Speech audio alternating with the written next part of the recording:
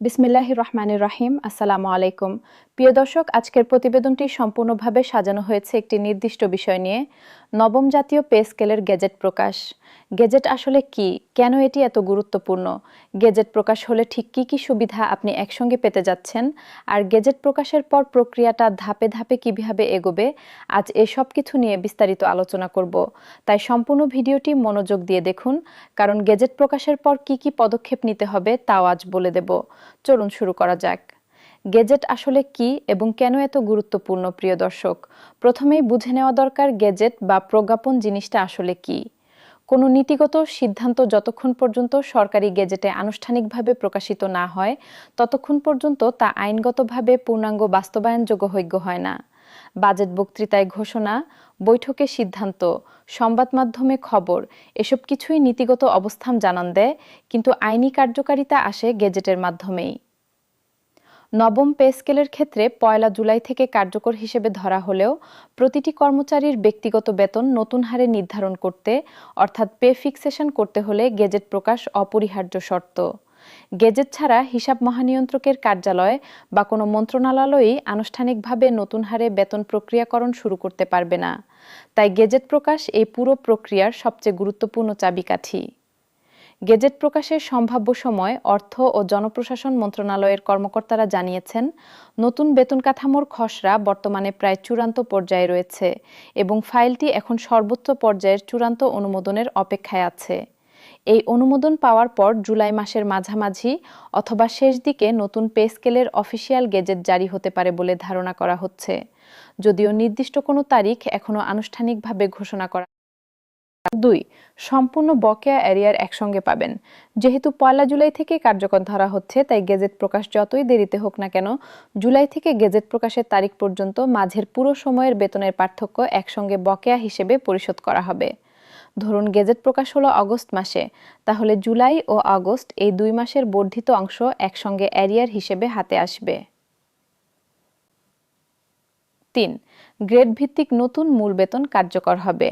সর্বনিম্ন মূল বেতন ৮,২৫০ টাকা থেকে বেড়ে হবে ২০,০০০ টাকা। সর্বোচ্চ মূল বেতন ৭৭,০০০ টাকা থেকে বেড়ে হবে ১,৬০,০০০ টাকা। ২০টি গ্রেডের প্রতিটিতে নির্দিষ্ট হারে বৃদ্ধি কার্যকর হবে, যেখানে ১১ থেকে ২০ নম্বর গ্রেডে সবচেয়ে বেশি ১০০ থেকে ১৪৫% পর্যন্ত বৃদ্ধি হতে পারে। ৪. পে ফিক্সেশন প্রক্রিয়া আনুষ্ঠানিকভাবে শুরু হবে। গেজেট প্রকাশের পর প্রতিটি মন্ত্রণালয় ও দপ্তরে কর্মচারীদের ব্যক্তিগত বেতন নতুন কাঠামো অনুযায়ী নির্ধারণের কাজ শুরু হবে। এই প্রক্রিয়ায় প্রতিটি কর্মচারীর বর্তমান ধাপ, চাকরির মেয়াদ ও ইনক্রিমেন্ট বিবেচনায় নিয়ে নতুন মূল বেতন নির্ধারণ করা হবে। ৫. আইবাস প্লাস প্লাস সিস্টেমে তথ্য হালনাগাদ শুরু হবে। গেজেট প্রকাশের পরই ইন্টিগ্রেটেড বাজেট অ্যান্ড অ্যাকাউন্টিং সিস্টেমে নতুন বেতন কাঠামো সংযোজনের আনুষ্ঠানিক কাজ শুরু হবে, যার মাধ্যমে ভবিষ্যতে স্বয়ংক্রিয়ভাবে নতুন হারে বেতন প্রক্রিয়াকরণ হবে। ৬. ভাতা কাঠামোতেও পরিবর্তন কার্যকর হবে। বাড়ি ভাড়া ভাতা, চিকিৎসা ভাতা, যাতায়াত ভাতা যৌক্তিক হারে বাড়বে। বৈশাখী ভাতা ২০% থেকে বাড়িয়ে ৫০% উন্নীত হবে। এই পরিবর্তনগুলো গেজেটের মাধ্যমে আনুষ্ঠানিক রূপ পাবে।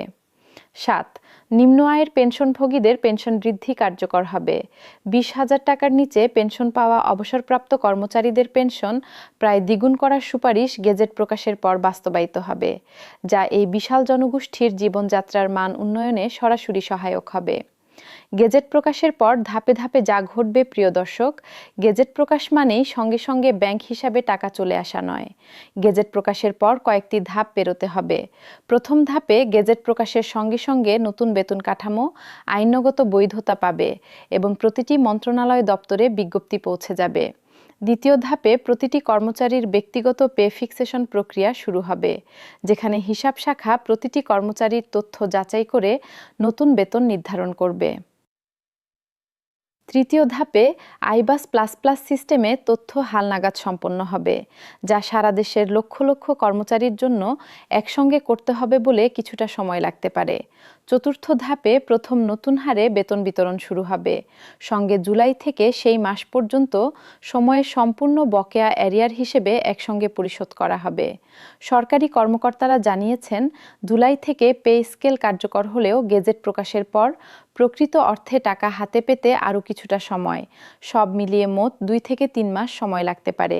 দ্বিতীয় ধাপে আরও যা আসবে, গেজেট প্রকাশের পর প্রথম ধাপে শতভাগ মূল বেতন কার্যকর হওয়ার পর দ্বিতীয় ধাপে মূলত ভাতা সংক্রান্ত অবশিষ্ট সমন্বয় এবং প্রশাসনিক বিষয়গুলো সম্পন্ন করা হবে বলে ধারণা করা হচ্ছে। স্বাস্থ্য বীমা চালু এবং কর্মচারী কল্যাণ বোর্ড পুনর্গঠনের মতো দীর্ঘমেয়াদী বিষয়গুলোও এই পর্যায়ে এগিয়ে নেওয়া হচ্ছে। সংক্ষিপ্ত সারাংশ প্রিয় দর্শক, আজকের প্রতিবেদনের মূল বিষয়গুলো সংক্ষেপে মনে করিয়ে দিই। 1. গেজেট প্রকাশ হল নবম পে স্কেল আনুষ্ঠানিকভাবে বাস্তবায়নের অপরিহার্য শর্ত। 2. জুলাই মাসের মাঝামাঝি বা শেষ দিকে গেজেট প্রকাশের সম্ভাবনা রয়েছে। 3. গেজেট প্রকাশের সঙ্গে সঙ্গে প্রথম ধাপে শতভাগ মূল বেতন একবারে কার্যকর হবে। 4. পয়লা জুলাই থেকে গেজেট প্রকাশ পর্যন্ত সময়ে সম্পূর্ণ বকেয়া অ্যারিয়ার হিসেবে একসঙ্গে পরিশোধ হবে। 5. গ্রেড ভিত্তিক নতুন মূল বেতন, বর্ধিত ভাতা এবং বর্ধিত পেনশন সবকিছু একসঙ্গে কার্যকর হবে। 6. গেজেট প্রকাশের পরও পে ফিক্সেশন ও সিস্টেম আপডেট সম্পন্ন হতে কিছুটা সময় লাগবে, তবে আর্থিকভাবে কোনো ক্ষতি হবে না। প্রিয় দর্শক, গেজেট প্রকাশ হওয়া মাত্রই আমরা সঙ্গে সঙ্গে বিস্তারিত গ্রেড ভিত্তিক পূর্ণাঙ্গ বেতন তালিকা এবং প্রতিটি ভাতার সঠিক পরিমাণ নিয়ে নতুন ভিডিও নিয়ে হাজির হব। তাই চ্যানেলটি সাবস্ক্রাইব করে রাখুন এবং নোটিফিকেশন বেল আইকনে ক্লিক করে রাখুন, যাতে গেজেট প্রকাশ হওয়া মাত্রই সবার আগে জানতে পারেন। আপনি কোন গ্রেডে আছেন এবং গেজেট প্রকাশের পর প্রথম মাসেই কত টাকা বকেয়া সহ হাতে পাবেন বলে আশা করছেন তা কমেন্ট বক্সে জানান। আপনার মতামত অন্য দর্শকদেরও সাহায্য করবে। আজকের প্রতিবেদন এখানেই শেষ করছি। সবাই ভালো থাকুন, সুস্থ থাকুন। আল্লাহ হাফেজ।